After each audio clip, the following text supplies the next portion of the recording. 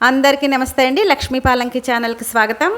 ఆనపకాయ ఉల్లికారం వేసిన కూరకి కావలసిన పదార్థాలు: ఒక ఆనపకాయ, 5 ఉల్లిపాయలు, కొంచెం చింతపండు, కొంచెం పసుపు, అర చెంచా కారం, 1 చెంచా వేయించిన ధనియాల పొడి, మినప్పప్పు, ఆవాలు, జీలకర్ర, కొంచెం అల్లం, 4 పచ్చిమిరపకాయలు, కొంచెం కరివేపాకు.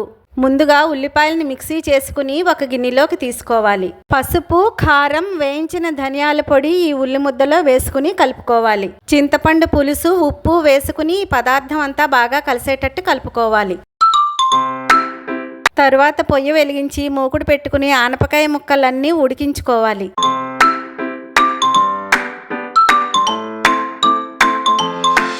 ఆనపకాయ ముక్కలన్నీ బాగా ఉడికిపోయాయి. ఒక ప్లేట్లోకి తీసుకోవాలి.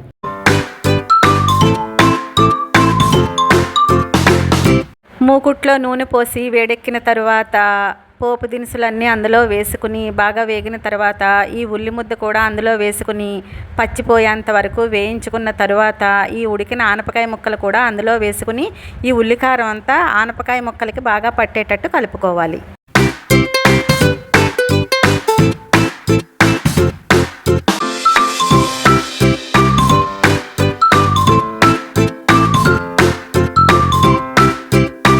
అంతేనండి, ఆనపకాయ ఉల్లికారం కూర రెడీ అయిపోయింది. ఈ వీడియో మీకు నచ్చినట్టయితే లైక్ చేయండి, షేర్ చేయండి, సబ్స్క్రైబ్ చేయడం మాత్రం మర్చిపోకండి. ఇంకో వీడియోలో మళ్ళీ కలుద్దాం.